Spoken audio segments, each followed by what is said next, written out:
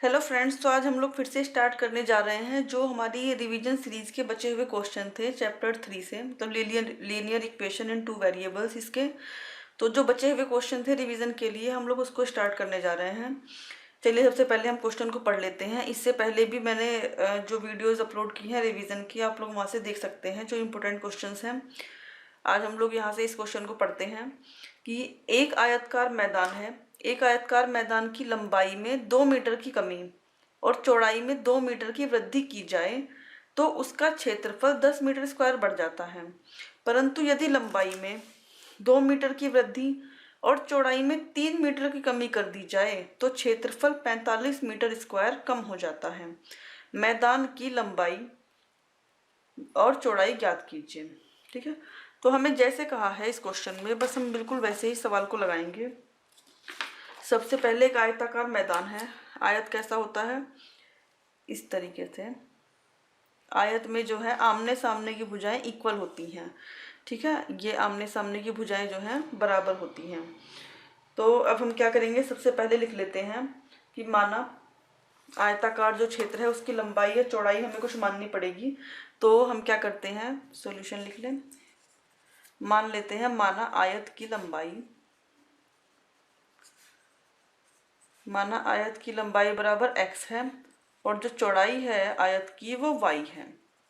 ठीक है, इससे पहले पिछले क्वेश्चन में जो मैंने एक सवाल लगवाया था वर्ग के लिए, वर्ग में चारों भुजाएं बराबर होती हैं और आयत में जो है आमने सामने की भुजाएं केवल बराबर होती हैं। ठीक है, तो आयत की लंबाई x मान ली हमने और चौड़ाई y मान ली। अब सबसे पहले आयत का क्षेत्रफल का सूत्र क्या होता है? आयत का क्षेत्रफल क्या हो जाएगा? लंबाई गुणे चौड़ाई। आयत का क्षेत्रफल होता है लंबाई गुणा चौड़ाई। तो लंबाई हमारी कितनी है x और चौड़ाई हमारी कितनी है y। तो आयत का क्षेत्रफल हमारा कितना हो जाएगा? xy। ठीक है, ये तो आयत का क्षेत्रफल हो गया मीटर स्क्वायर। उसके बाद प्रश्न में क्या कहा गया है, ये तो जो हमने लंबाई चौड़ाई मानी है उसके अकॉर्डिंग हमारा क्षेत्रफल हुआ है। अब हम आगे देखते हैं कि लंबाई में 2 मीटर की कमी कर दी गई और चौड़ाई में 2 मीटर की वृद्धि कर दी गई। ठीक है, पहले इतना देख लेते हैं कि लंबाई में 2 मीटर की कमी और चौड़ाई में 2 मीटर की वृद्धि। तो यहाँ पे लिख लेते हैं हम प्रश्न से, लंबाई में 2 मीटर की कमी करने पर, लंबाई में 2 मीटर की कमी करने पर। ठीक है, तो हमारी पहले लंबाई कितनी थी? x मीटर थी। हमारी पहली लंबाई जो थी वो x मीटर थी। तो जब 2 मीटर की कमी कर देंगे तो कितनी बचेगी? x माइनस के 2।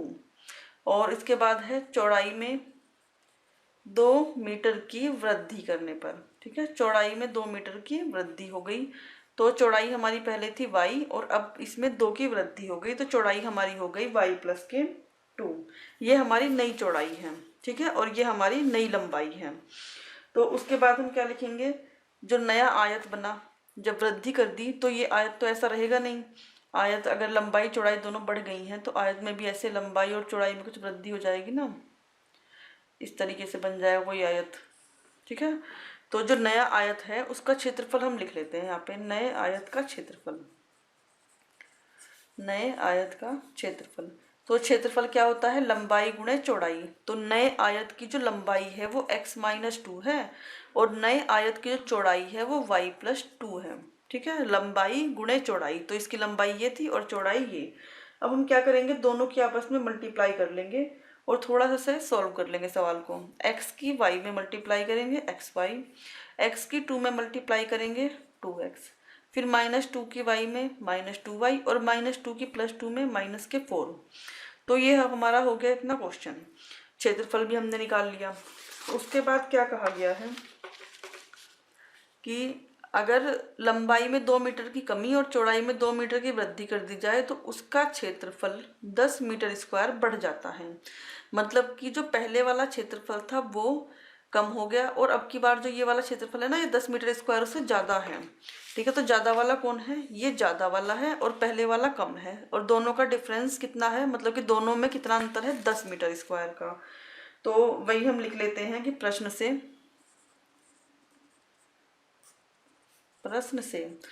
में क्या कहा गया है कि वृद्धि करने पर तो ये वाला क्षेत्रफल बना, तो ये ज़्यादा है और पहले वाला क्या था, कम था। तो दोनों का जो डिफरेंस है, इसीलिए हम बड़े वाले क्षेत्रफल में से, बड़ी संख्या ये है ना, इसी का बड़ी संख्या आएगी, तो इस वाले में से हम पहले वाला क्षेत्रफल घटाते हैं। -2y -4, ये तो हमारा यही वाला है, माइनस ये हमारा पहले वाला क्षेत्रफल है जो पहले आया था। और दोनों का अंतर कितना दिया है, 10 मीटर स्क्वायर दिया है दोनों का अंतर। तो xy से हमारा xy कट गया और यहाँ पे बचेगा 2x -2y। जो ये 4 है इसे राइट साइड में ले जाएंगे और 10 में जोड़ देंगे ऐसे, ठीक है। तो ये हो गया हमारा 2x -2y = 14। अब हम क्या करेंगे, पूरे सवाल को 2 से भाग कर देंगे, तो ये बच जाएगा हमारा x - y और 2 सते 14। तो ये हमारी क्या हो गई, इक्वेशन नंबर 1 बन गई, ठीक। जो हमें सवाल में कहा गया था हमने बिल्कुल उसी के अकॉर्डिंग किया है और हमारी जो है इक्वेशन नंबर 1 आ गई। अब चलिए देखिए आगे क्या कह रहा है। इसमें कह रहा है कि परंतु यदि लंबाई में 2 मीटर की वृद्धि और चौड़ाई में 3 मीटर की कमी कर दी जाए, तो अब की बार हमें क्या करना है, लंबाई में 2 मीटर की वृद्धि करनी है और चौड़ाई में 3 मीटर की कमी करनी है। तो चलिए पुनः, लंबाई में 2 मीटर की वृद्धि करने पर, लंबाई में 2 मीटर की वृद्धि करने पर तो क्या हो जाएगा, नई लंबाई क्या बनेगी हमारी, नई लंबाई बराबर, लंबाई जो मूल लंबाई थी या जो हमने मानी थी वो हमारी x थी और हम उसमें 2 मीटर की वृद्धि कर रहे हैं, तो नई लंबाई हमारी x + 2 हो जाएगी। फिर लिखते हैं चौड़ाई में 3 मीटर की कमी करने पर, चौड़ाई में 3 मीटर की कमी हो रही है, 3 मीटर की कमी करने पर नई चौड़ाई, जो मूल चौड़ाई हमारी थी वो हमारी क्या थी, वो हमारी थी y, और नई चौड़ाई कितनी हो जाएगी, इससे 3 कम हो जाएगी, ठीक है। तो ये हमारी नई लंबाई हो गई और ये हमारी नई चौड़ाई हो गई। अब फिर से क्षेत्रफल भी तो निकालना है। इसने कहा है कि अगर कमी कर दी, यहाँ तक हमने कर दिया कि लंबाई में 2 मीटर की वृद्धि कर दी और चौड़ाई में 3 मीटर की कमी कर दी, तो क्षेत्रफल जो है 45 मीटर स्क्वायर कम हो जाता है। तो क्षेत्रफल जो है कम हो गया, मतलब कि जो हमारा मूल क्षेत्रफल था ना वो ज़्यादा है और जो नया वाला क्षेत्रफल बना है वो कम है, और दोनों का जो डिफरेंस है वो 45 मीटर स्क्वायर है, ठीक है।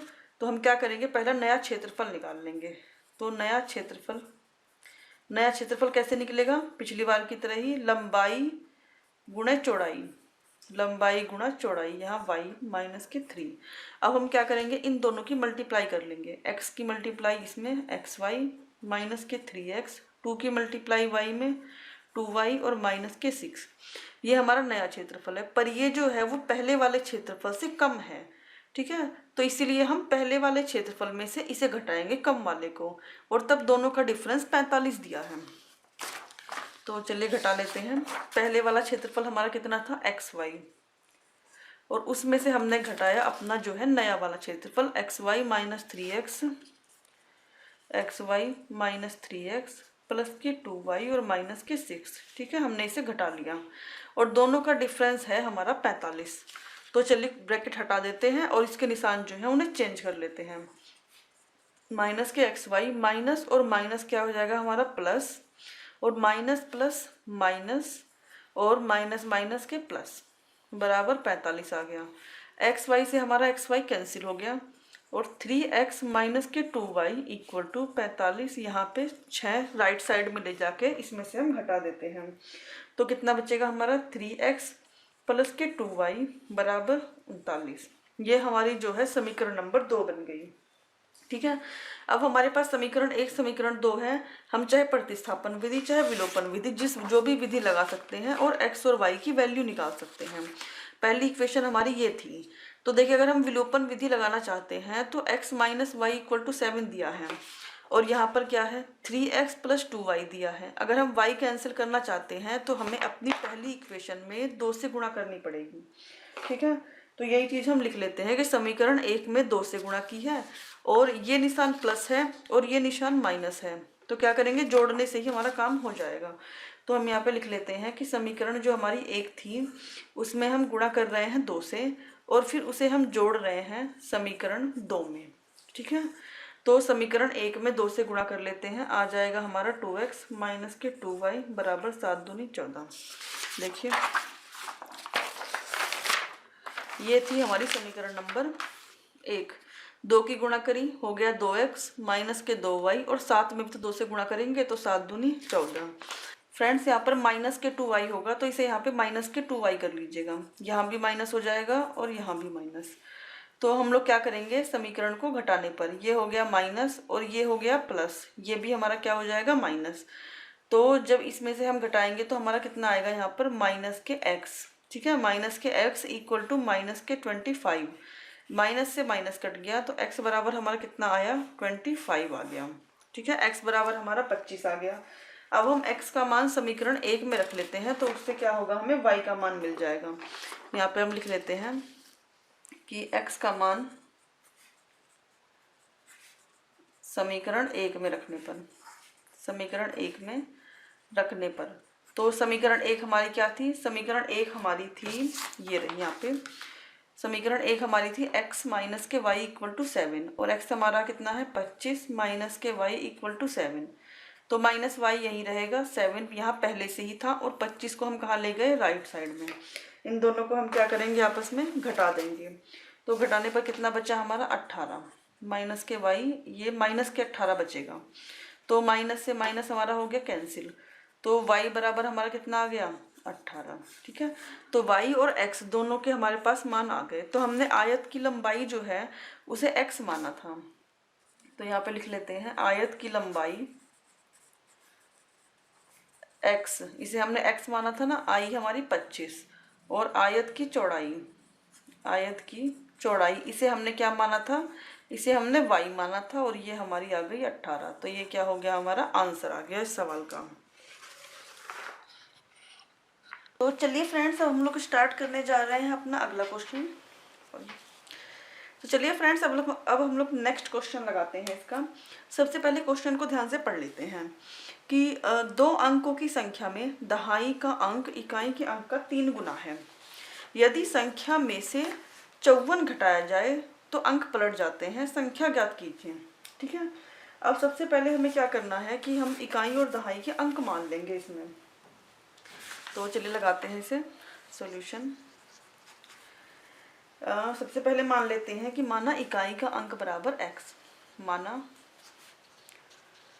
इकाई का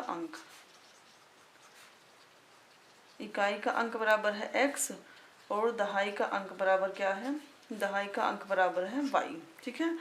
ये जब इकाई और दहाई के हमने अंक मान लिए तो हमारी संख्या क्या बनेगी, संख्या को हम लोग बनाते कैसे हैं, संख्या होती है इकाई का अंक पीछे होता है और दहाई का अंक 10 के साथ होता है। तो ये इकाई का अंक ये इकाई का अंक और प्लस 10 की दहाई, ऐसे बोलते थे ना पहले, दहाई का अंक। तो ये हमारी जो है संख्या बन गई, ठीक है, 10y प्लस x। अब प्रश्न में क्या कहा गया है,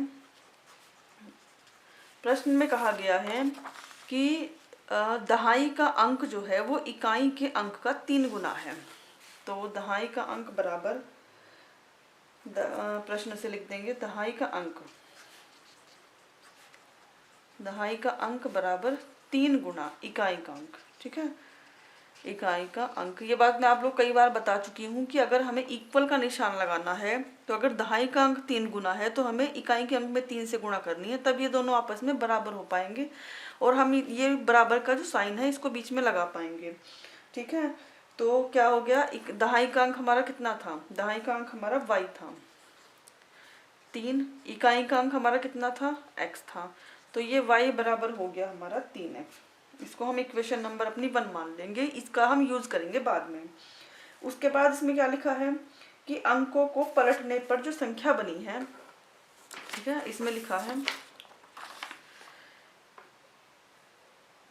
यदि संख्या में से 54 घटाए जाए तो अंक जो है वो पलट जाते हैं और संख्या ज्ञात करनी है, ठीक है। तो पहले तो अंक पलट लेते हैं, लिख लेते हैं यहाँ पर कि अंकों को पलटने पर बनी संख्या, ये सही रहेगा कि अंकों को पलटने पर बनी संख्या, ठीक है। अंकों को पलटने पर बनी संख्या क्या होगी, मतलब कि इकाई के अंक को दहाई के बदले लिख दें और दहाई के अंक को इकाई के बदले लिख दें। तो क्या संख्या बनेगी 10x और प्लस y, कुछ नहीं किया, खाली इकाई और दहाई के अंक बदले हैं। तो क्या कहा है कि अगर हम संख्या में से जो हमारी पहले वाली संख्या थी उसमें से 54 घटाएं तो अंक पलट जा रहे हैं। मतलब कि जो हमारी पहले वाली संख्या थी ना 10x 10y प्लस x, ये वाली, अगर हम इसमें से 54 घटाते हैं तो ये बन जाता है पलटी हुई संख्या वाला अंक। ठीक है, तो हम क्या करेंगे, अब इसे लिख लेते हैं प्रश्न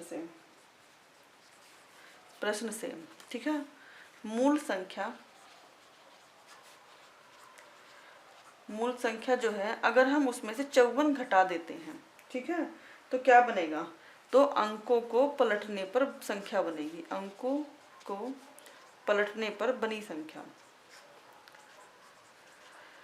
को पलटने पर बनी संख्या। ठीक है, ये आप लोगों को समझाने के लिए है। अगर आप लोग ये चीज़ समझ जाते हैं तो आप डायरेक्ट यहाँ पर रख भी सकते हैं कि जो हमारी मूल संख्या थी और जो अंकों को पलटने पर बनी संख्या थी।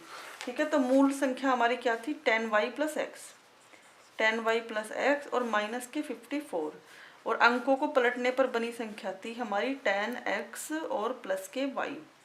ठीक है, 10x प्लस के y।